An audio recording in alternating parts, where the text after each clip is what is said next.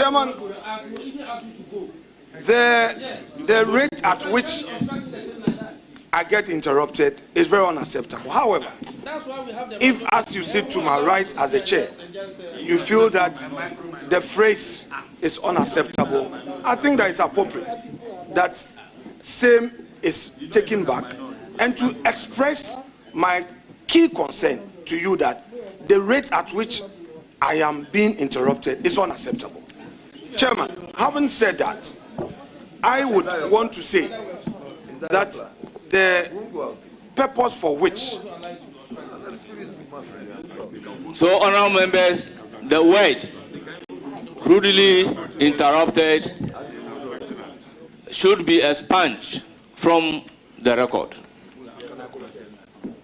Thank you, Chairman. Chairman, that said, I believe that you called off the meeting to enable us address a few issues. We had gone into caucus for just 5 minutes, and we were to come back to you so that we resolve the matters, the reason you call off the meeting, so that we make progress. Chairman, I would plead with you that the approach should be such that all of us will be satisfied. All of us will be satisfied. There was a good reason for you saying that we should suspend sitting. Without engagement, you came in to start the meeting. Chairman, I would want to urge upon you to let us resolve the matter and then have a peaceful start. Thank you very much. But Honorable Minority Leader and then Ranking, with all due respect, we have a relationship. The meeting was suspended for 5 minutes, particularly for you and I to engage. I took the lead outside, waiting for you. Honorable Brana Champon, you are being interruptive. I don't expect this from you. I don't expect this from you. Please, former minister, I don't expect this from you. When I walk out, I was waiting for you. You did not come to tell me anything. I only heard that you want 2 minutes and have waited there when the public is aware that I have given 5 minutes. I've therefore decided to resume duty after the expiration of the 5 minutes. That was what really happened. So, honorable members, with all due respect, the majority chief whip, minister designate for roads and highways, have been sitting close to 2 hours. Can we make progress? With all due respect, can we make progress? The preliminary issues have taken close to 2 hours, which should not be the case. So, Honorable Chief Whip, I plead with you to give me the opportunity to continue with the proceedings. You will have your turn very soon. So, Honorable Shaibu, please proceed. As a nominee, you may continue to answer the question. Or if you want me to repeat it, that's fine. Yeah. So I have stated clearly that a few years ago, your predecessor, the Honorable Amoakwata, was in this very hall answering questions at his vetting. He intimated that 1.56 billion Ghana cedis was in the road sector debt that was left behind for them to clear. I trust that they would have cleared all by now. What is the status as we speak? Thank you. Thank you, Chairman. Once again, I thank my colleagues for giving me the opportunity to appear before them. Yes, the question asked by my respected colleague is something the whole country must pay attention to. Indeed, in 2017, our respected colleague, who is no longer a member of parliament, in his word, was alarmed by the fact that the NDC government was leaving a commitment debt of 17 billion Ghana cedi in the road sector, and 1.5 billion cedi that being certificates approved, which were not paid. At the transition committee, it turns out that as of today, I've not been to the ministry yet, what they presented to the committee, the NPP government is leaving a minimum of 100 billion Ghana cedi commitment. What you should be worried about, though, is that in that same document, they are saying that certificates unpaid as of today from GOG amounts to about 20 billion Ghana cedis. The ones with road fund is about 15 billion Ghana cedi. What you should be more worried about, my brothers and sisters and colleagues listening to us from outside of this hall, is that if you take the indebtedness up to 2025, which is the road fund debt alone, out of the 15 billion, look at these details. In 2018, we were owing about 113 million Ghana cedi. The interest on the 113 million Ghana cedi this year will be 665 million Ghana cedi. The debt was 113. The interest on the 113 is 665 million. When you take 2019, 210 million. The interest on the 230 million is 960 million Ghana. 2020, we were owing 424 million. The interest on the 424 million is 1.5 billion. 2021, the debt was 616 million. The interest on that is currently 1.69 billion. 2022, 693 million, and currently 1.4 billion. The question is, how do I explain this to the taxpayers in Adaklu? That we owe 113 million, and the interest on the 113 million is 665 million. I believe the issues about the road sector concerns all of us. Everybody here wants better road to our communities. These are not monies that have been thrown away, but it's because of the way contracts are written in this country, which says that if somebody raises a certificate and you don't pay after a period of time, 30% interest accrues on it. So this, as a result of the 30%, we are made to pay 15 billion on road fund alone. The question is, the 20 billion that is, how do you call it, GOG, what will be the interest on that? Nobody knows. If the interest on 4 billion is together 15 billion, imagine what it will be. So I believe the way forward, if I am approved by this House, is to sit down with the finance minister to see how we can deal with it. This cannot continue. This is not value to Ghana. This is not value to the contractor. This is money being wasted. We cannot accept that you owe somebody 4 billion and in this year you are going to pay a total of 15 billion, that is principal plus interest. This cannot continue. This is something that the Ghanaian taxpayer, it means that today if you collect 10 billion tax today, you are going to give the 10 billion tax as tax waivers, which is not tax waivers, like interest, which is nothing. So, Honorable Chairman, this is a very serious matter, and I want all countrymen and women to avert our minds to it. This is not about NDC or NPP. Like I said, these road projects are in our communities. So how we deal with it is something that must attract the attention of our country so that we put a stop to it. This is not sustainable. Thank you, Chairman. Thank you very much, Honorable Shaibu. By the rules, you have one follow-up question relating to the answer provided. Do you have any follow-up? Yes, Mr. Chairman. So please proceed with your follow-up. Honorable nominee, you have stated clearly that interest is one of the biggest problems that we have. If you look at the composition of the debt, understandably, you don't expect a contractor who has gone to borrow at 50% interest to do your work, and then you expect him not to add whatever he has on it. So is it a question of contracting? which you intend to look at, or a question of looking for other sources of funding to pay off contractors as quickly as possible? Thank you. Thank you, Chairman. It's both. Indeed, not every contract in our country attracts interest in terms of delays. So, and I also agree with you that when a contractor gets a project and is encouraged to go and borrow money to execute that project, and he goes to borrow money and is paying interest, and when he raises certificate and is not paid, of course, the bank is expecting him to pay the principal plus the interest. But what I'm saying is that this cannot continue.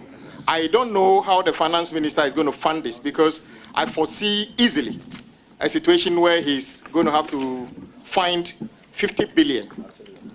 And out of that 50 billion, majority of that money is not work done in your community or my community. It's interest. And I don't think Ghanaians will be happy with any of us. So the finance minister's responsibility will be to sit down with the sector ministers to deal with this unsustainable interest compounding daily, including today, so that we can make it possible for us to derive value for the monies we spend on our projects. Thank you, Chairman. Thank you very much. Honorable Chief Whip. Okay, Chairman, thank you very much. Let me... No, you hold on. Chief Whip, congrats. I heard you quite well when you spoke to, at length, looking at the interest and debt that has accrued over the years. And you beautifully also added that when this House is gracious enough to approve you, you will sit with the finance minister.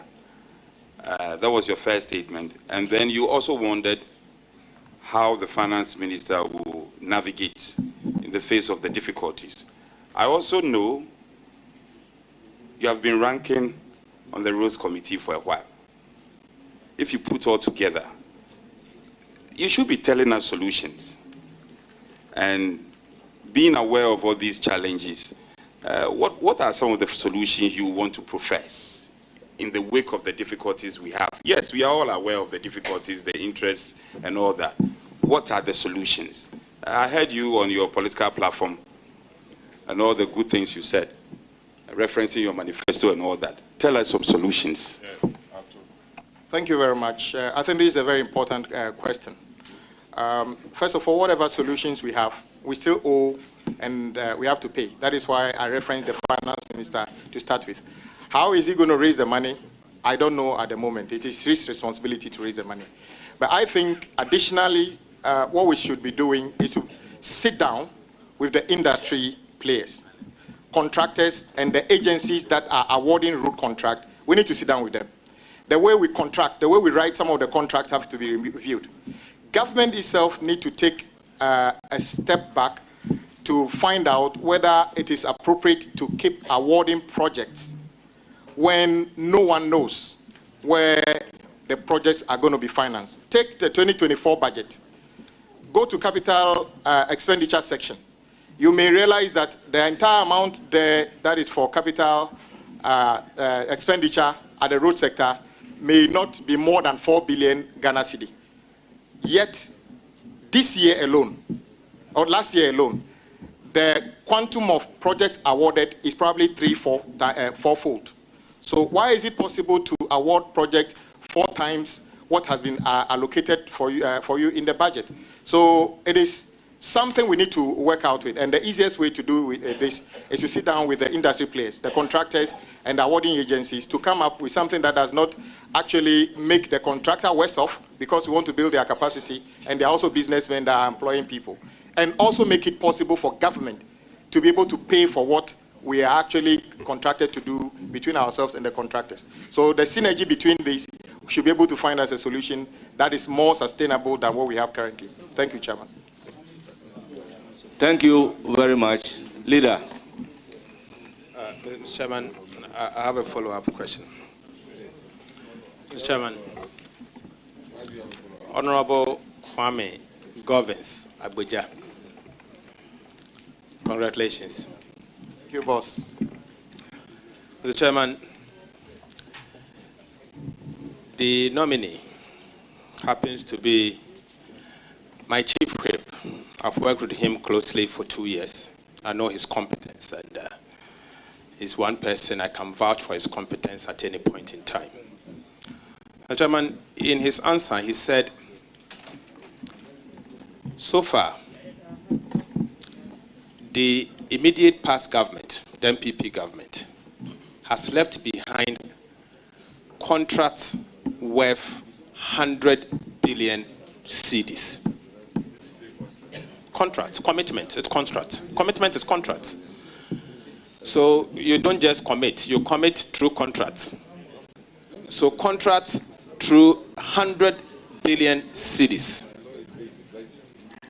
And apart from that, you have 20 billion Ghana cedis being unpaid certificates, GOG, and 15 billion Ghana cedis unpaid certificate at the road fund. 100, 20, 15, 135 billion Ghana cedis. The national budget, the appropriations, is just in excess of 200 billion cedis. In excess of 200 billion cedis. 135 is approximately 60-something% of the whole budget, including wages, salaries, and everything, debt service, and everything. Are you trying to say that we should cede the whole budget to the road sector, vis-a-vis what has been left behind because of what the previous government has left behind? Previous government has left behind. The total road sector commitment and arrest is just enough for a whole year's budget. Is that what you are trying to say? Chairman, the situation is even worse than that. The 100 billion commitment, because these projects, some of them are designed and built. Let me give you an example. On the way to your own constituency, the rehabilitation and upgrading of Kasua to Akoti Road. The contract sum is about 1 billion Ghana cedi. That's lot 1. And then that is kilometer 0 to kilometer 12. Akoti to Winneba. That leads to the respected minority leaders constituency. That one is 987 million Ghana cedi. The remark is that new figures to be agreed. What it means is that these figures are not stable. So the 100 billion I gave you is not cost to complete. This is the projected figure as of the time this report was prepared. So you would surely have to find extra money by the time you complete this project. So cost to complete will be more than this. Do I expect you to hand over the national budget to me? No, because education, healthcare, even the salaries of teachers and ourselves have to be paid as item 1 things. That is why I think the way out is to sit down. Maybe everybody in this has been prepared to take some level of responsibility. How we do it, I'll defer that to you as the finance minister. Thank you, Chairman. Thank you very much. Honorable Nyako, please note it down as your substantive question. If I will give you the floor very soon. Very soon. Honorable Shaibu, your second substantive question. Chairman, most grateful. Honorable nominee, one fine evening, we're seated and a Minister of State writes a letter asking that all toll booths and bridges be suspended without recourse to Parliament. First of all, I want to know your take. Legal or illegal, and what are the consequences? Then secondly, what is your position on the reintroduction of the toll booths? Thank you. Thank you, Chairman. The issue of road toll is a matter that has attracted national attention. Our side has been consistent. I must take this opportunity to actually commend a former colleague in this House, Honorable Ediomi. Some time ago, when Honorable, the former minister, Inusa Fuseni, was minister, the accruals to the road fund was just around 250 million annually. We sat down and found out that we could enhance that, which means more money will be made available to improve our road. Honorable Ediomi was the ranking at that time. He worked with us, and we worked with the finance minister. That is why you saw the road fund accruals increase in that year to 1.25 billion, and today it's over 2 billion. When the issue of the road toll started, our side, Honorable former minority leader, together with me and the former road minister, Honorable Makwata, decided to caution government that do not cancel or suspend road toll. Let's rather find ways of plugging the leakages in terms of the collection and enhance it. Honorable Haruna and myself met Honorable Makwata and gave our commitment that don't cancel it. Indeed, we were surprised on the day the road toll, they claimed they zeroed it. For me, it was an act of illegality. Yes, they said they just zeroed it. But it was, a road fund has got an act. It's a law. So you couldn't unilaterally do that. As a result, I believe there was some level of negligence in the way it was done. They claimed road toll was accruing only about 80 million. But today, there are contractors working for government of Ghana who are owed 5,000 cedis within the roadside. Can you imagine how many roadside weed clearers will be paid with 80 million? So they cancelled it. And our side consistently stood on principle and said, bring the road toll back. Yes, the road toll is coming back, but not in the form of building obstructions on the road for drivers to stop and somebody taking money from them. It will be coming back based on a technological platform that make it fair and that make it easy to collect, easy to account for, and for the public to know what the money is actually being used for. Together with the road minister, we shall come out with a policy as to how that will be done. That is my response. Honorable Mahama Shabu, any follow-up? Yes, thank you so much, Mr. Nominee. I'm glad you mentioned mechanization, because one of the biggest challenge is to leave Parliament at 8 o'clock, then go and queue on the motorway for another 2 hours just to pay road toll. Glad you mentioned mechanization. How about the disabled who were fully and gainfully employed at the tolls? Will mechanization be a part of the structure that will bring them on, or you want to leave them out completely? Thank you. Yeah, not at all. I happen to be in touch with some of the former toll booth workers, and they visited me. My colleagues on the road committee know, including my respected ranking Honorable Osei, knows that we've been meeting them. Some of them have moved on, looking for different jobs, but we know some of them are there. If we're going to run this on a new technological platform, we need to find out how many of them can actually participate, if they need retraining or whatever role they can play.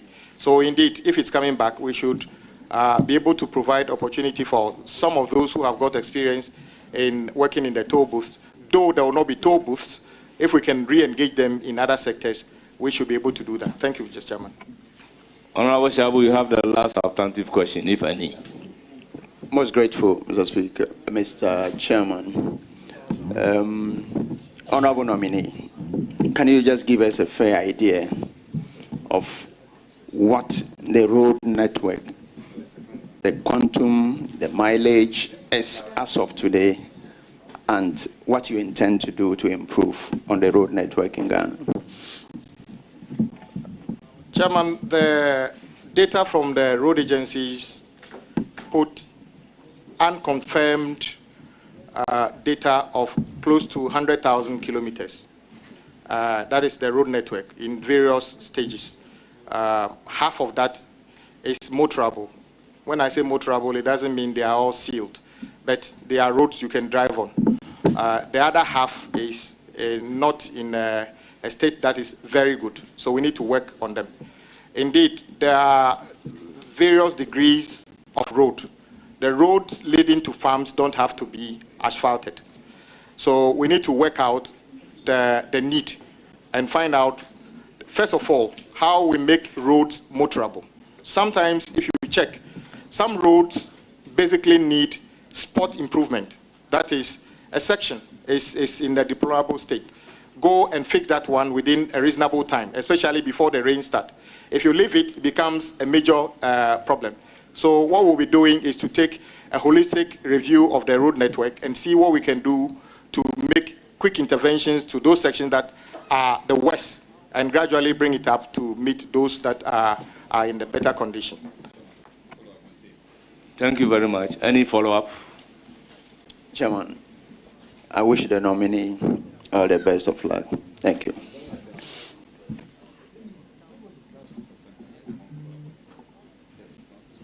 Thank you very much. Honorable Chief Whip. Honorable, my good friend, Chief Whip, on the toll, I'm happy how informed you are.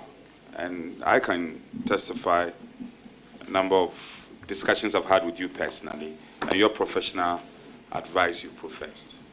But I'm not a prophet of doom, though. I anticipate you are going to have difficulty because you have stood on political platform to say, oh, Ghanaians are suffering, cost of living is high and all, blah, blah, blah, blah, blah.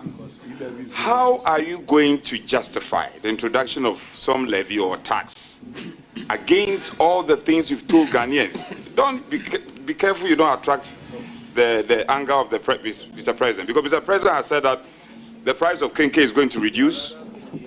The price of export price of petrol is going to go down. So my real concern for you, my good friend. Honorable Chief Whip, what has the price of Kenke got to do with the issue? In context of under reference. It's important. Go ahead. We can be liberal. So I have a lot of sympathy.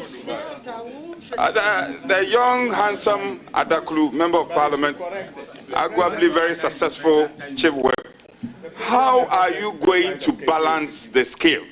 You are introducing a levy, a tax, and yet your party, who has wanted to become constitutional government, has said that cost of living is going to go down. Would your levy reduce cost of living or to rather increase it? And how are you going to have the confidence to introduce it? Thank you very much, Chairman. The good thing is that the reintroduction of road toll was part of what we put before the people of this country, which led to this emphatic victory. They are actually expecting us to reintroduce road toll and make sure the accruals go to improve the conditions on our road. I have never met any driver who says, I don't want to pay road toll. What I hear them say all the time is, we are paying the road toll. How come our roads are still like this?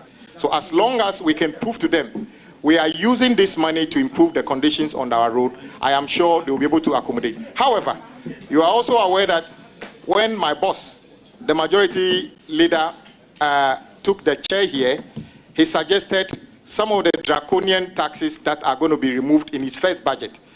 Those savings would make more meaning to the ordinary Ghanaian. E-levy is going, and it's a promise the president has made, and it is going. And I'm sure your constituents are going to be happy to see E-levy go. Betting tax is going, and I'm sure the young people in your constituency are going to be happy to see betting tax go. So I know you mean well together in the House, and together with my colleague, Honorable Osei Nyako, and the rest of the committee, we are going to work together to make sure the reintroduction of the road toll, together with the Ministry of Finance, makes sense, it's fair, it is collected fairly, and also it is applied to things that matter to the people of this country. Thank you. Honourable members, it's now the turn of Honourable Kennedy Osei Nyako, Subject Matter Committee member. Thank you very much, Mr. Chairman. Honourable nominee, congratulations. You and I have come a long way. He happens to be my ranking, and today he has been nominated to go and hold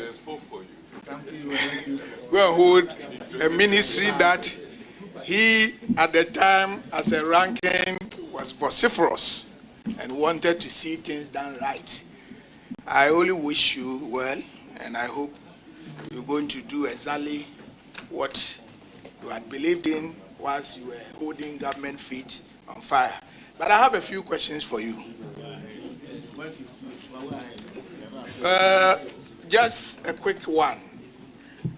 I want to understand what is the difference between commitment of the ministry and the indebtedness. I want you to explain that one for me. Okay, so commitment is basically all the road projects that are active, not completed. So we put a figure, the easiest way is to put the contract sum together. That is the commitment. So if you are budgeting, you need to put money aside, knowing very well this year, 20% of road number 1 will be raised. So we put money aside through the finance minister. The debt is what is due to be paid. That is certificates cleared by consultants, either third-party consultants or agency, feeder roads, highways, urban road. That means that you should be writing a check to the contractors or transferring money to them. So that is the difference. One is work on site or yet to be done or certified. The other one is certified work. That is the difference between commitment and debt. Did I hear you say that Is it a supplementary or a substantive? Supplementary. Very well. Did I hear you say that the arrears, the current certificate unpaid is 15 billion? Did you say that? Not 15 billion. GOG. Based on documents provided to the transition team, GOG is in excess of 20 billion. And then, as you and I know, there are two main sources of payment to contractors in this country, road fund and GOG. And most contractors these days, in the past, it used to be people wishing their projects are under road fund because accruals are known. But since the days of the capping of the road fund, and if I tell you the road fund story here, it's a very sorry story. Most contractors wish their projects are funded by GOG because then the finance minister is the one who pays. So GOG is currently about 20 billion, and interest plus capital for road fund is what is 15 billion. Okay. Any further question? Yes. Honorable nominee, have you cited the presidential transition report on roads, and are you familiar with the figures in terms of certificate that is pending for the ministry to pay in terms of arrears? Have you cited it? The interesting thing about certificates is that even if you were to go to the ministry today and they give you a sum of money as money they owe in the morning, in the afternoon, you could find a different figure because contractors are working 24/7 and are raising certificates on daily basis. So they always say this is as of the time they give us.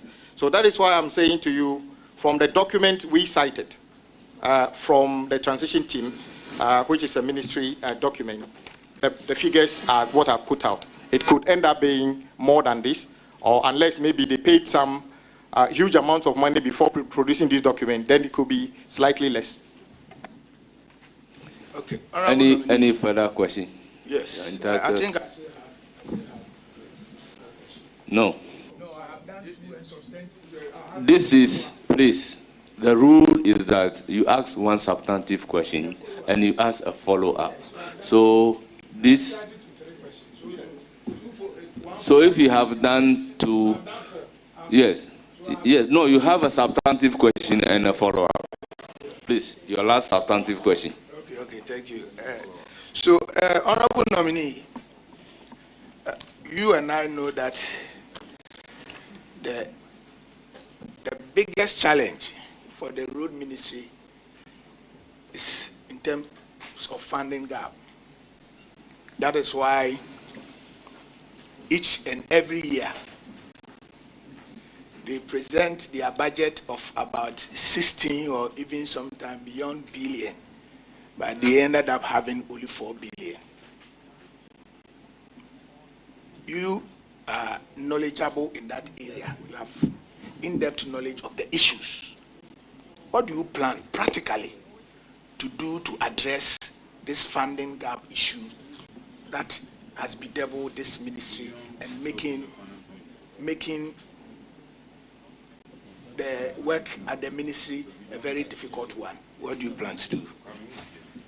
Yes, Chairman, my respected ranking and a good friend is right. From the matrix we have seen over the years, we have always argued that for us to be able to make a good impact on the road interventions, the country must be generating and setting aside between 6 to 10 billion cedis of our own money, not borrowed money. How do we fund this? If you speak to the former Minister of Roads and Highways, Honorable Makwata, you are aware we were close to having a national dialogue on how to fund roads and make it open to Ghanaians. How much can we pay to be able to get the quality of roads we need? Unfortunately, that engagement never took place before he left. And the new minister, our colleague in Parliament, Honorable Asenso, was also in the process. So there's a cohort of people who believe that we should engage Ghanaians on how we fund roads. Together with the committee and the Ministry of Finance, I think we should be plain to Ghanaians. We need to open up the discussion about how we fund roads in our country and make sure whatever agreement we have, the monies are applied. I have argued, and you know about it, when we tell people pay road tolls, and the people pay road tolls, and you take more than half of that money to do free SHS. If you want money for free SHS, ask for money for free SHS. I'm not saying free SHS is not necessary, but when you take money for road, apply that money for road interventions. So as long as we can do this and be open and honest to Ghanaians, whatever they agree, we apply to the roads, and then we can get some improvement. Thank you, Chairman. Thank you. Yes, your last supplementary question. Yes. Honorable nominee, will you consider adopting a negligence liability period in our road contract to ensure that contractors who does shoddy jobs are taken on and ensure that they do the right thing? Will you consider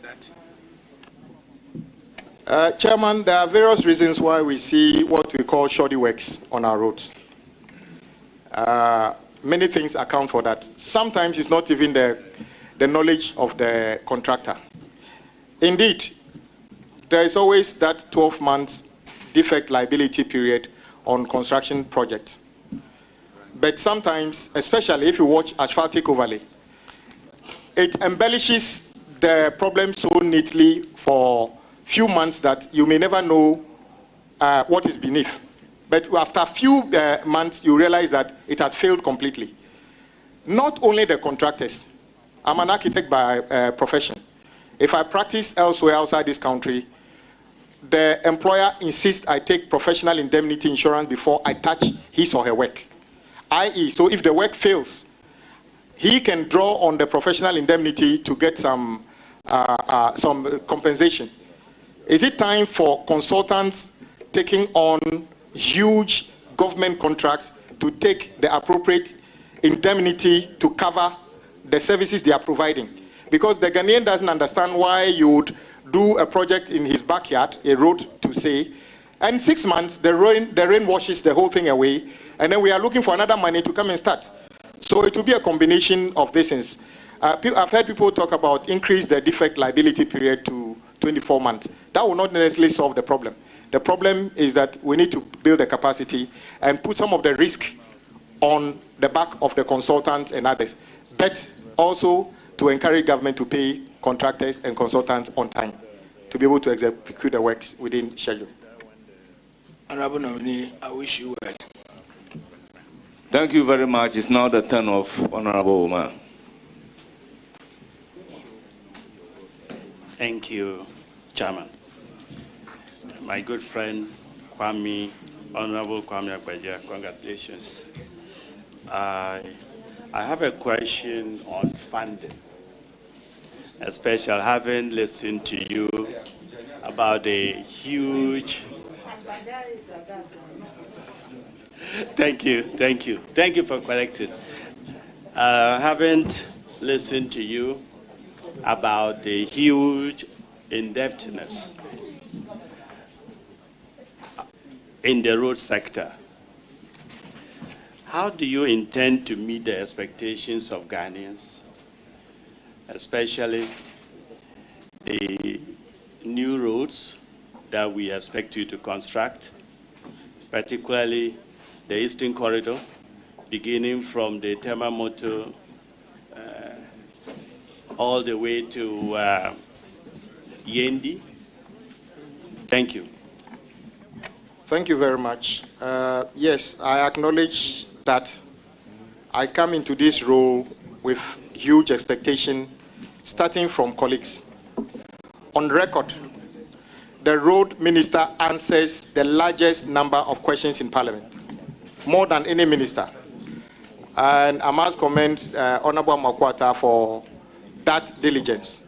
As long as he's available on Fridays, you come and answer the questions. And I used to tease him that as for answering the question, he will answer.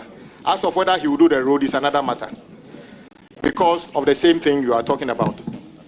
Well, the president who appointed me has made one solemn promise, that is to be candid with the people of our country. So wherever we are doing anything, you let the people know. Indeed, we are not going to find it easy to satisfy everybody in terms of how quickly the road leading to the places we live are done.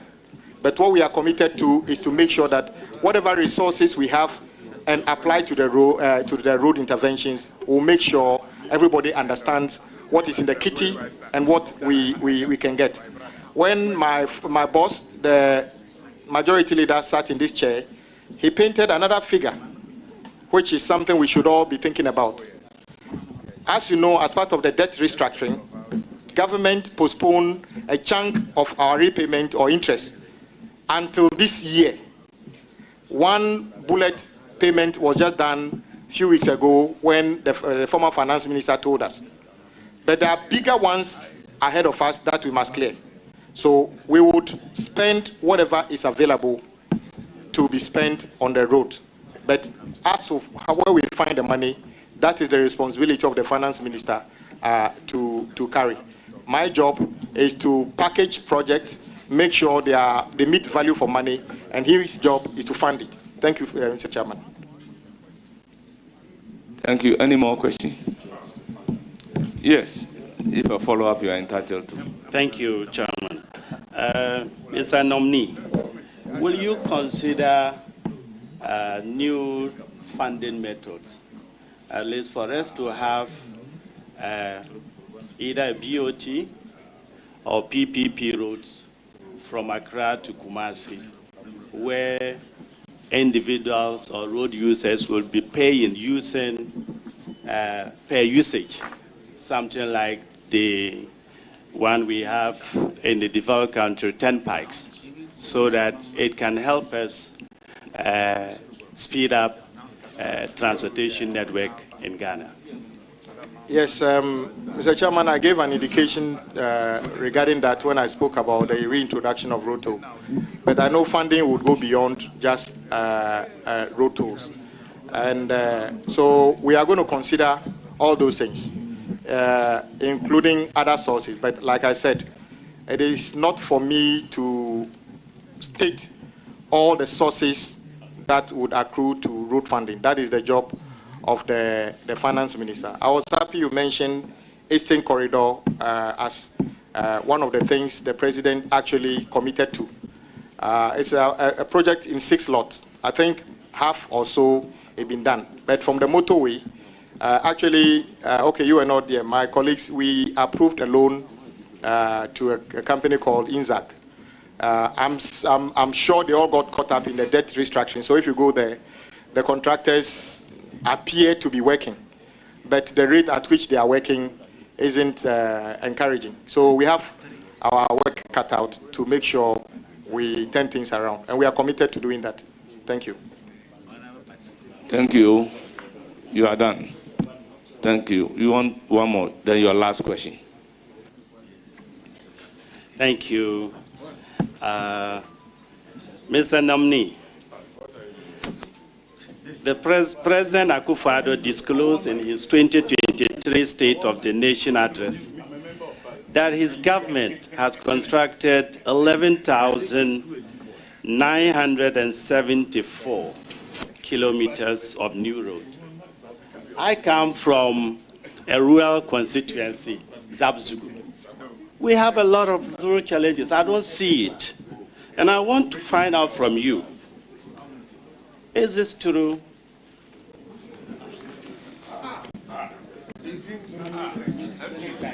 Mr. Chairman, yes, I remember the President appearing in the House as part of his constitutional mandate to update the House on what is happening in the country. And he made us aware of a certain figure of, at that time, new roads. It wasn't pleasant to try to contradict the President because his source of information are better than mine. But the figure 11,000 just jumped out as new roads. And my side said that was a bit less than the truth. Since then, the agencies under the road ministry attempted to adjust the figure as part of the transition. And you remember our view was that only 617 kilometers of roads were new roads, so to say, at the time. At the transition, they provided details. At the time of the transition, the new roads constructed is 673, which is not far from the 617 we talked about at that time, because it means that few more roads have been completed. So that issue is in a record of the Parliament that indeed Ghana did not construct 11,000 kilometers of new roads since 2017. Rather, 673 kilometers have been constructed as new roads. The bulk of the work in the 13,624.25 kilometers is re-graveling and graveling. That is 6,185.90 kilometers. Thank you, Mr. Chairman. Thank you very much. It is now the turn of Muntala Mohammed, a subject matter committee. Honorable members, I am dealing with 9 on my right and 6 on my left. I am mindful of the standing order in 2177 to admit the leadership, but that one will not also make it 1-1. So allow me to chair and balance. Speaker, we will allow you. In fact, we will not just allow you. We will help you to lead and chair. But Speaker, I had already prompted you that, and in this house, you go to your left and then you come to your right, even though we are not seated as we often sit in the chamber. I had prompted you of an expression made by the Deputy Whip. So, Speaker, if you may indulge me, you have gone there. If you may allow the Deputy Whip to have a bite, and then you are not the chairman. Are you the chairman? Mutal, are you the chairman? No, if he does that, you are not even a member of the committee. Honorable Chief Whip, I have numbers before me, yes, which I will have to balance. So I'm saying that on this occasion, I'm taking 2 and then coming back to. I will balance the number. Whoever should speak. Are you going by any ratio? Able to speak? Yes, yes, certainly, certainly. Certainly. It will not last. It will not last. Honorable Muntala, you have the floor. Order. Thank you, Mr. Chairman. Honorable nominee, congratulations. My question is simple. In your first year, will you concentrate on completing the abandoned roads or incomplete roads, or you do it alongside with awarding new contracts? And I ask this question because there are several roads that have been working on for several. The Eastern Corridor one, for example. I have an interest because if the road is completed, it takes me lesser time to travel from Accra to my constituency in Tamale, and it opens up the place. And also there are some roads in Tamale Township that are not, completed. So I want to know whether you will concentrate in completing those incomplete roads or some of them abandoned, or you would do that alongside with new roads. Thank you. Thank you, Chairman. The President has already given indication that he will complete ongoing projects. So we have made that commitment and we intend to follow that. But I can foresee a situation where out of need, we may have to start some new projects to address urgent issues. But the first year, our commitment will be to focus on critical road projects which have been abandoned to make them motorable for the use to which it was originally intended. Thank you, Mr. Chairman. So, okay, that's the follow-up. Well, I should finish before he comes. Please continue. Okay. My second question: how do you intend to fund the 10 billion big push that President Mahama and the NDC intends to do? Because that is going to have a huge, the cost is huge. How do you intend to fund it? Chairman, the big push is President Mahama's big intervention on infrastructure. As a sector minister for roads and highways, it is my responsibility, as I said, to identify critical road projects, package them after design and everything, make sure it meets the required value for money features, and present them to the Minister of Finance for financing. As we are all aware, the big push is a 4-year, $10 billion proposal. The projects that will go into this basket of projects ought to be cutting edge and the ones that make significant intervention in whichever sector. So they are not necessarily road projects worth 10 billion. They are just big, significant infrastructure projects worth 10 billion. So it equates to about 2.5 billion annually for the 4 years. Mr. Chairman, do you have a follow-up? Yes, a follow-up on that. There's a follow-up on Yes. that. Then you can ask your follow-up question. Okay. Then I will recognize that. Okay, Mr. Chairman, on the thank follow-up. you. I think the challenge that confronts us in this country on the matter of spending such huge sums of money in road construction is the durability or how long those roads last.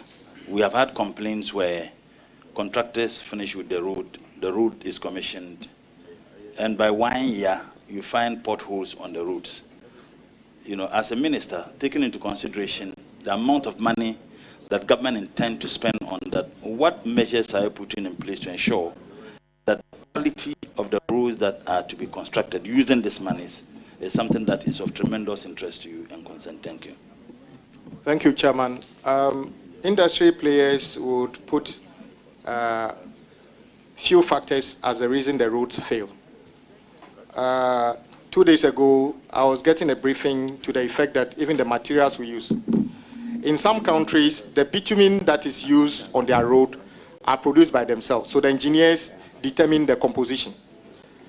If you watch in our country, even some contractors buy bitumen in drums, imported from somewhere. Nobody is able to determine whether this bitumen is good for our climate. So the materials we use, the design of the road, the supervision. One issue facing the road agencies.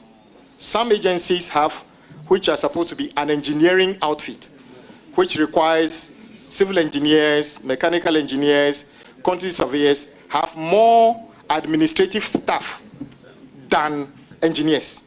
So you could see an engineer supervising a project, and the capacity is not even there for him or her to be able to do this in reasonable time.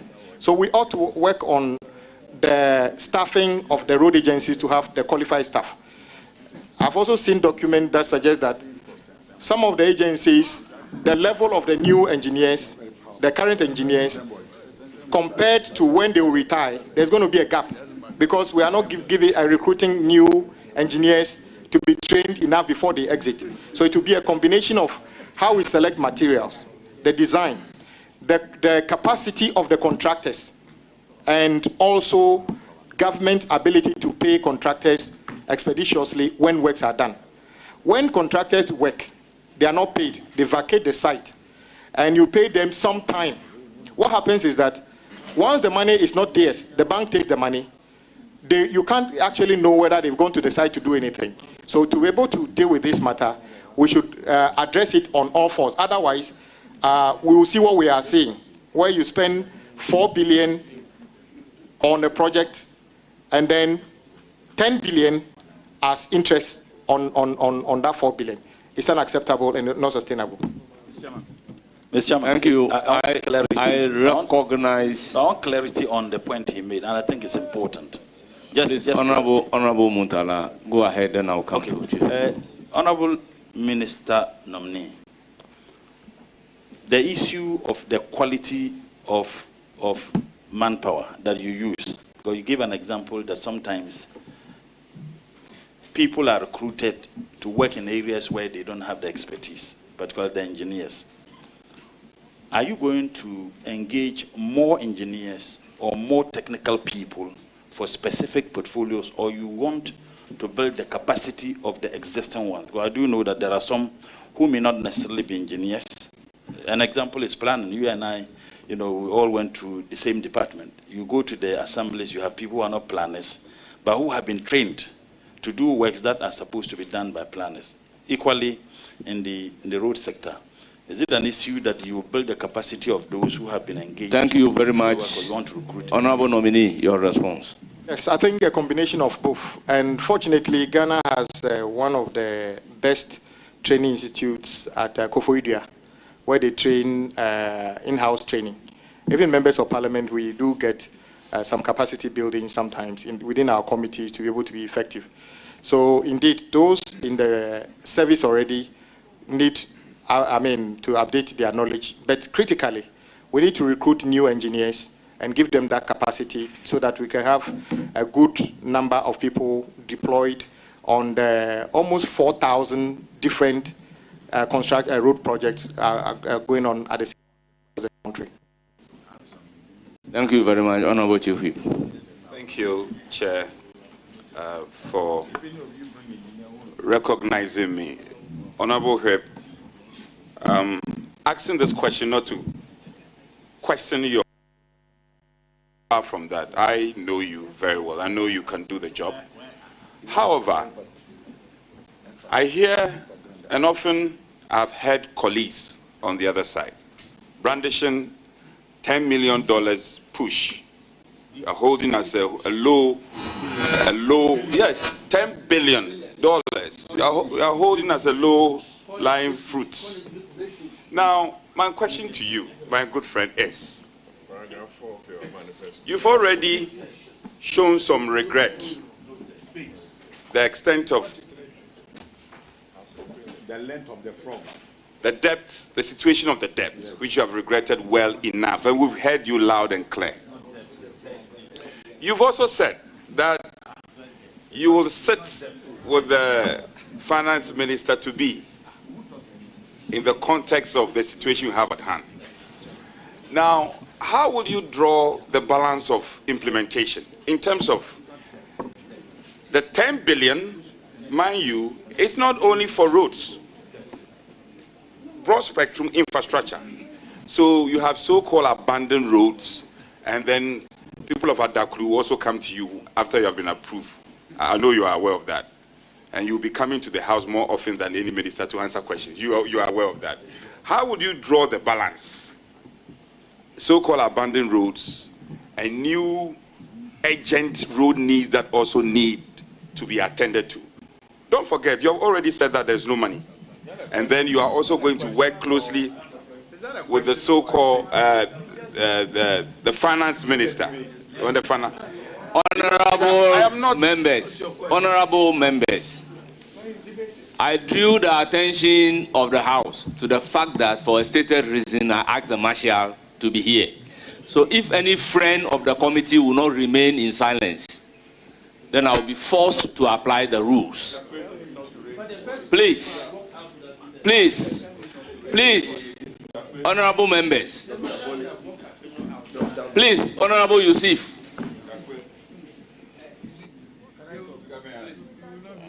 Yeah, you see, I'm just talking about your big push. And you are not tolerant to listen. Honorable Kennedy Osenyako, let's listen to the questions being asked. Honorable Alasan Soini, please. Mr. Chair, so my good friend, Honorable Agbodza, very passionate about the concerns of roads and the challenges.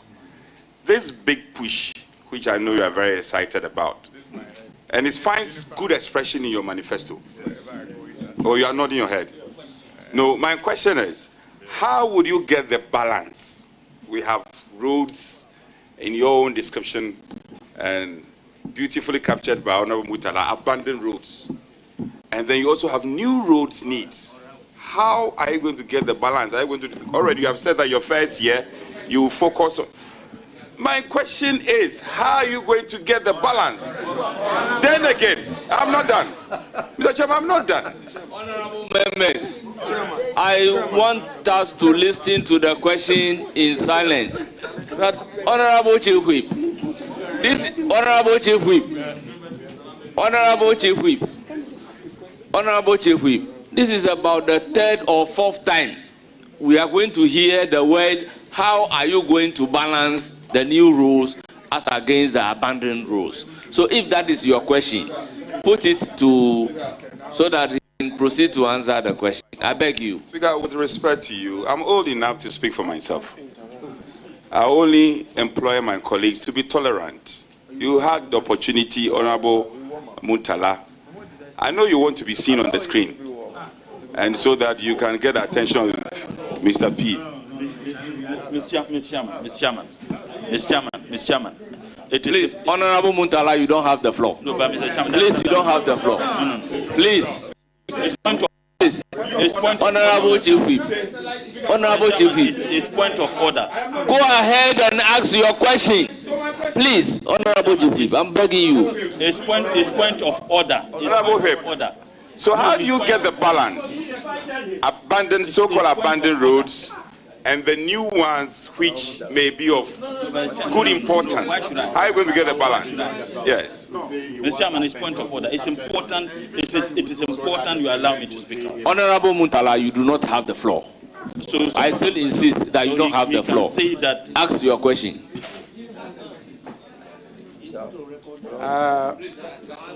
Yeah, Chairman, my colleague, a very good friend, Minority Whip, is right. And let me state it again. The projects that we are going to prepare for Big Push are not for abandoned projects, small projects. I already said they are the key big intervention projects. For instance, there has been on the drawing board for some time an orbital around Accra, which goes Chopoli all the way to Bujumbura. That project, over 100 kilometers of road, makes a significant intervention in terms of traffic management within the Accra itself. That project ought to be prepared properly, costed, make sure value for money is done, and then presented to the finance minister for funding. At the same time, it is the responsibility of finance ministry to continue funding projects that are on site. So big push is not about completing the projects already on site, but the major intervention project that can actually pay for itself, that can actually make huge impact on the country. So that is the difference. So we're not going to stop ongoing projects. The president has already made a commitment to that.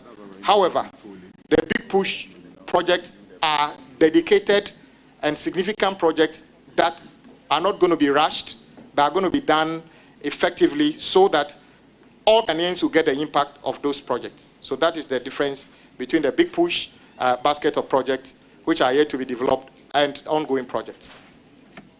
Thank you very much. Honorable Muntala, do you have any more questions? You are entitled to one last question. It is now the turn of Honorable Kofi Mafo. Thank you, Mr. Chairman. I want to congratulate my ranking, who is now the Chief Whip. I want to congratulate him for his nomination. I heard him saying that for him, the 100 billion debt, the 20 billion, and then the 15 billion, and then 665 million interest. For him, he consider that part as a waste of funding. I want to ask him, when he said wasted funds, I want to ask him, what does he mean by that? Thank you, my good friend. I call you Kofi, but today, Honorable Kofi Mafo. The reason I say it's a wasted fund is this. If we owe 113 million, and because we are unable to pay, the interest on the 113 million is now 665 million. What it means is that the 665 million is a waste to the people of this country, because that money is not 665 million Ghana cedi worth of road works. It's just the 30% compounding interest on the unpaid certificate. That is what it is. Ghanaians get 113 million worth of road, but they pay extra 665 million extra money for nothing. That's as interest. There can't be a waste bigger than that. And I'm not saying it's peculiar. It only started today. It is the way road construction contracts are put together in this country. There's something wrong with it. It is not the fault of even the contractors, because I earlier said they borrow money to do this work. If we were to pay them on time, there wouldn't have been the interest compounding. So I don't even blame them, because the 665 doesn't even go to them. Perhaps they borrowed money from the bank, and they have to give them that money back to the bank. So the only winners in this case might be the banks. But is a road ministry supposed to be a source of good business for a bank this way? Yes, they can be good business, but not in this format. Thank you, Chairman. Thank you very much. Yeah. Your second question, or you have a follow-up? A follow-up. Okay. Yeah, Mr. Nominee. Yes, I want to ask you, if you become the minister, what are you going to do differently? Yes, okay. So that 665 million wasted funds will not be there? Well, my answer to that I've already provided. That as for payment, it is the Ministry of Finance job to find the money. But what I can do to help, and as I stated earlier, is to bring together the stakeholders, contractors and everybody. I am sure if we were to call contractors and sit down with them and say, look, this debt, frankly speaking, the finance minister, who is the leader of the house, has already stated, if all the taxes we collect is 200 million, a billion, you can't hand over all that to just one ministry. And if you keep that money on the books, it keeps getting worse. So maybe, we need to sit down with all the stakeholders to see where we cut our losses. Do we agree with them? We pay you off a certain amount of money. If you owe a bank, we can draw the bank in. After all, did we not see the whole country try to negotiate debt that is owed, even individuals? So I think that the time has come for us to bring together all players in the road sector to see how we can make this sustainable. You see, if government keep owing and we are not paying, we are not even a better customer to the contractor. That is why today you call some contractors, want to award them work, they will tell you it's better to sleep than to take the job. Because they take the job and he's got debt on his head. So we need to make construction attractive business to recruit and give employment to young people, especially those in the technical fields, engineers and everything. At the moment, that is not happening. So we'll sit down with the stakeholders to see, maybe the committee can get involved, as we call the stakeholders, and chart a new path. Surely, this is not sustainable. We can't continue this way. Thank you. Any further questions? Yes. Yes, go ahead. Mr. Nominee, I want to find out from you. This capping and decapping has become an issue in Parliament, and you have been an advocate against capping. Tell me, how are you going to decap this particular road fund that has been capped? Yes, you are right. I've been an advocate of decapping statutory funds, especially road fund. I worked out something. When you see the amount of money collected into the road fund and the amount of money released to them and the one that government pays at GOG, it turns out that basically the finance ministry just take part of the road fund and keep it and give it back to them as GOG funds. So in other words, they don't actually put in much money of themselves. I would still continue to advocate for the road fund to be decapped, because it is better for them to have that money and pay off contractors that they owe to stop the compounding interest than to keep on capping, taking away more than 50% of their money, and then the problem stays with all of us. So I'll continue to advocate for decapping of road fund. Thank you very much. Next question.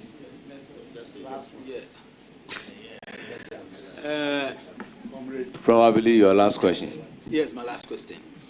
Mr. Nominee, you were on record as saying that $240 million was used, $240 million was used for Yigate.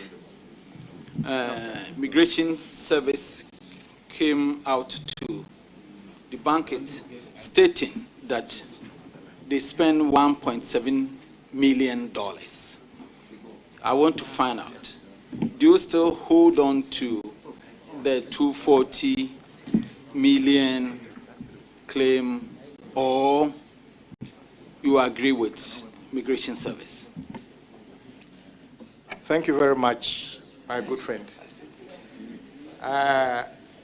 Actually, I spoke in context. And the rebuttal by Immigration Service, I didn't see how that is a rebuttal. I see it as even a confirmation of what I said. Because, in effect, what they have said is that they were talking about the total cost, the life cycle cost of the project, which is what? 297 million instead of the 240 million. So I was wondering what kind of rebuttal is that? That I allege that you were doing something for 240, and you come out to confirm that you were doing it for 297. But the difficulty for Ghana Immigration Service is that they probably don't know what they were doing. Indeed, the few physical immigration, e-gates that were planted could cost 1.7 million Ghana cedi. But if government had listened to what I was saying, it wouldn't have resulted into some of the embarrassment we saw at the airport when the vice president was trying to commission it. The former vice president. If I were to tell you today that there is not even any contract for the E-gate, there is no contract. So what the 1.7 million they were talking about, there's no contract. There's no contract. And they didn't know. I'm a ranking. I have information. This is a letter signed, this is a memo from the Ministry of Finance. When I started talking, do you know what they did? This memo is dated 19th March 2024. And what is the memo saying? Submission of final proposal on the development of a national border management system. Are you aware that this project is already being implemented by Ghana Civil Aviation Authority? And the E-gate was supposed to be done for free. Why are we even supposed to pay $1 for something that we are supposed to get for free? So when you see, when they started backtracking, do you know what they did? They now went and did this memo, and the memo title I've given you.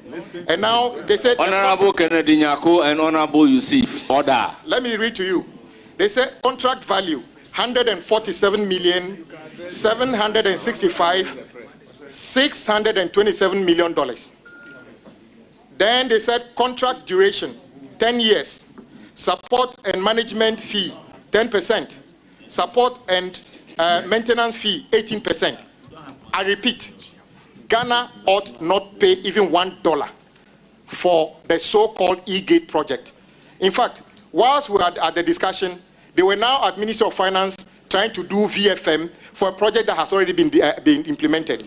I am sure when the nominee for transport appears, you can get more details of that. So, Immigration Service, you have basically confirmed my allegation that you have forgotten that the implementation of this rests in the domain of the Ghana Civil Aviation Authority.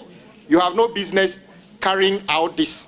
And this is a UN Security Council resolution. It lies with Ghana Airport Company Limited. So I have not said anything that I need to depart from. But to repeat that what they were doing was not right. There's a contract. It's no value for money. There's no contract. Honourable Member, you have your last follow-up question. Chairman, do you have any? Please, Chairman, with all respect to you. Chairman, with due respect, that is why we have subject matter committee leadership. My colleague has indicated that it's a matter he wants to correct. That Honourable Senyako. Would you endure him just a minute, please? Well, I indicated a few minutes ago that when a procedure is set down for a right to be exercised, the procedure must be followed. I intimated to you that when a member has a follow-up question to ask, it is only after asking the follow-up question that another person can be given the opportunity. That is why I'm asking him whether he has a follow-up question or not. So it is after exhausting him that a different person can come. Whip, don't do this to create the impression that I am not being fair. Speaker, I'm not saying, Speaker, with respect.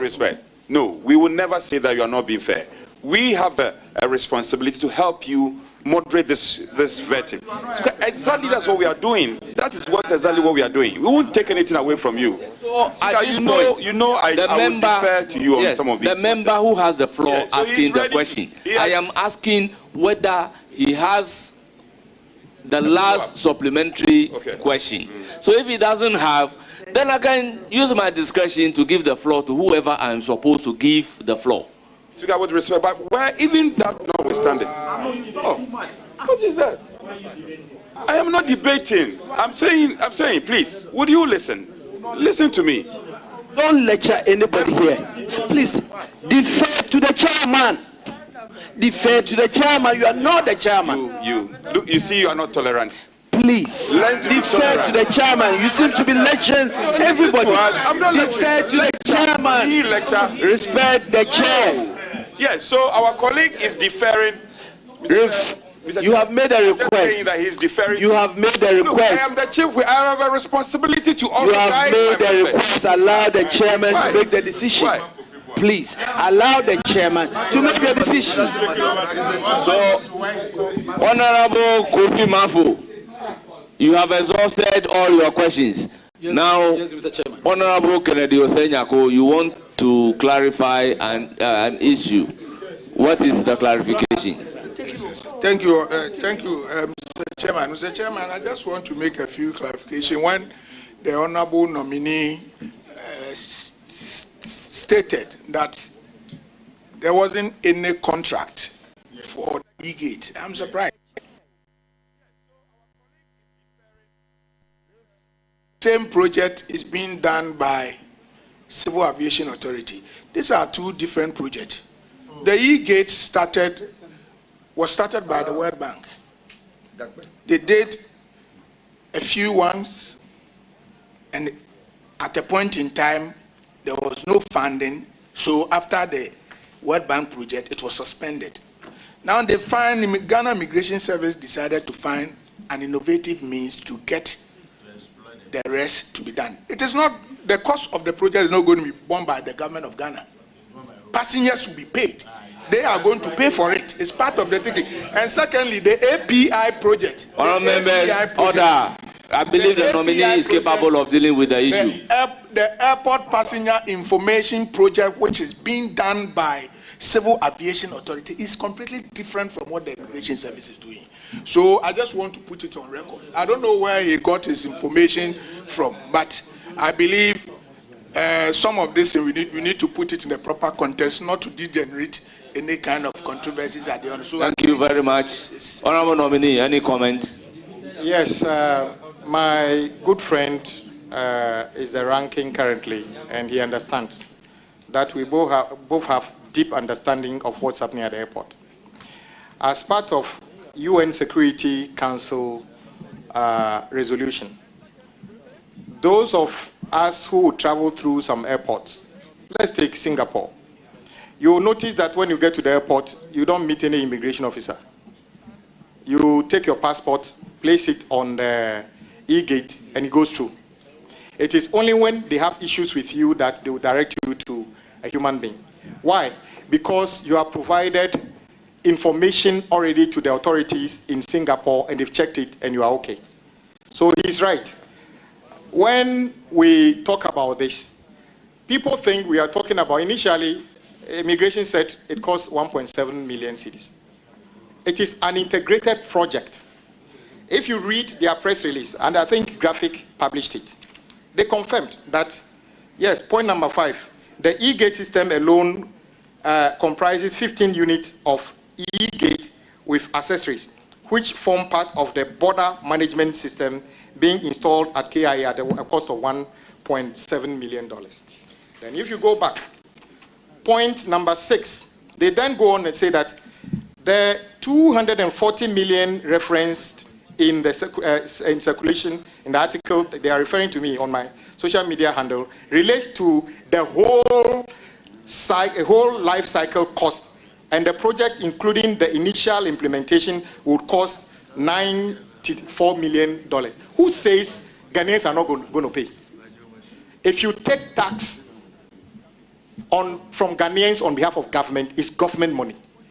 Why is the entity, this particular entity, believe that something that another entity is ready to do for free? And I'm repeating, this E-Gate integrated system is already part of what another entity is doing for free.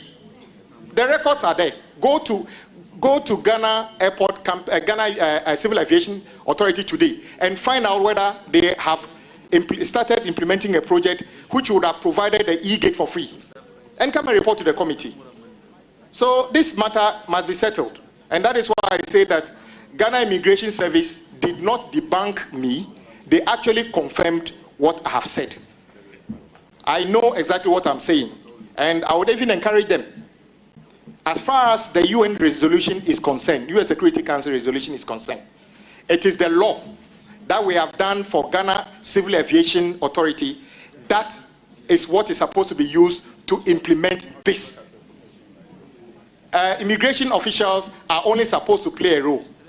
Second, it is also something that Ghanaians should look at. Today, We have over 1,000 immigration officers working at the airport. Can you believe it? 1,000.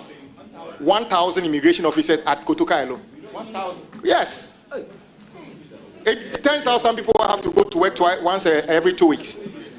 So I'm not saying immigration officers are not needed, but which country do you go to that before you check in your bag, somebody checks you? After you check in your bag, before you even approach the immigration officer, 2 more immigration officers look at your passport and give it back to you. Then you go into the booth. Then they stamp your passport. Then when you get out, another immigration officer sees you. Then when you finish and they scan you, somebody is also looking at. Which airport do you see this? It makes experience of when we advertise that Ghana is a gateway for tourism and other things. We all have friends who are expatriates. They don't enjoy this experience. They get treated as if they are criminals until they are proven otherwise. So we need to work on this. So I encourage Ghana Immigration Service, please work with Ghana Civil Aviation Authority to implement this project. And at all costs, if we can get it for free, don't even attempt to take $1 from anybody. Thank you very much. It's now the turn of Honorable Yusuf Suleimana. Thank you, Chairman. Mr. Nominee, let me also congratulate you for your nomination. Like others have said, when it comes to your competence, nobody doubts it. My first question relates to concrete roads. In 2017, the former Vice President, I'm talking about the defeated presidential candidate of the MPP, Dr. Muhammadu Mahmoud Bawumia, promised Ghanaians that he was going to build concrete roads. And in his opinion, concrete roads are durable, concrete roads are cheaper, and concrete roads are the roads that Ghanaians deserve. You are not there yet, but I believe that you might have interacted with experts or officers of the ministry. Do we have any concrete roads built after the promise was made? And do we intend to go that direction? Thank you. Thank you very much, Honorable Yusuf, for this very important question. I remember the story was linked to the former Vice President when he visited one of the roads in Tema. Actually, that project was being executed by a private entity. Exactly. So he went there and saw what was going on and liked it and said, henceforth, you're not going to see asphalt, you're going to see concrete roads everywhere. The fact is that I am not aware government has constructed any concrete road anywhere. It is also misleading to say concrete roads will be cheaper than asphalt, because the QSs and engineers will tell you the road you see as concrete road is actually a reinforced concrete slab. That is one of the highest level of concrete with steel in it. So how is that supposed to be cheaper than in fact, you can get anything between 15 to 30% depending on the mix of the concrete as the additional cost over asphalt. So yes, in some cases, if we can, we should build concrete road. Currently, the only public concrete road of significance is the Accra-Tema motorway, built by President Nkrumah. I'm not aware of any major concrete road project currently ongoing or completed. Thank you. Just a second. I want to draw my colleague's attention. He just asked his question. For heaven's sake, please, leave Dr. Bawumia alone. Leave Dr. Bawumia alone. Honorable, take it lightly. Any attacks. Any attacks. Honorable, leave the man alone. Honorable Anodumbre, you are out of order. You are out of order. Honorable Yusuf, proceed with your next question. Mr. Chairman, I'm grateful. Mr. Chairman, I think my minority leader should be a bit tolerant. And as long as Chief Whip should be tolerant. And as long as the former president will take all the benefits that are due a former vice president, we will refer to him as and when it's necessary. Proceed to ask your question. Yes, Chairman, I will do that. Chairman, even though the nominee has already answered a question on abandoned roads, I want to find out. There were some roads that were abandoned for political reasons. For instance, take roads in the Bole Bamboy constituency. All roads that were started under the NDC administration in 2015-2016 were all abandoned. As a member of parliament, I asked a question on the floor of parliament as to when those roads were going to be fixed. And I remember very well, my good friend, Honorable Patrick Boama, interjected and said that what was Mama doing and he didn't fix the roads? What was President Mama doing and he didn't fix the roads when he was the president? Today, if we are going to address the issue of abandoned roads, will you consider prioritizing those that were abandoned for political reasons to complete them before you look at other roads? That's my question. Chairman, for the vivid explanation and very unfortunate situation described by my good colleague, that will be priority number one in terms of completing abandoned road projects. So do you have a follow-up on that? No, a member has a follow-up. So I recognize Patrick. No, my last one. Chairman, I was just putting my good friend from Bole Bamboy on record that he should produce the Hansard that said I made those comments on the floor, else those comments ought to be expunged. I'm also referring the chairman to Standing Orders 86 on questions and require of you to do exactly what I've requested. Thank you very much. Thank you very much. You see, proceed to ask the question without all these sideline commentaries. Mr. Chairman, those are the ones that makes the question sweet. Mr. Nominee, my third question is that one of the major roads in the Western Corridor starts from Tichimai up to Hamili. As I speak to you, the road is in a very deplorable state. That instead of using 3-4 hours to travel on it, you need a whole day. It's because it was abandoned for 8 good years. Will you prioritize this road when next week you are approved? And I know you'll be approved. Tell me. Thank you very much. Nominee. Thank you. Thank you. Order. Thank you, my very, very good friend, Honorable Yusuf. As long as you say to, about those projects, that is priority number 2. No, I have a follow-up on this. Follow-up. I have a follow-up. Thank you very much. I have a follow-up. A follow-up on the Tajiman. Yes. Very well. Yes. No, I said to you that it got deteriorated because of lack of maintenance.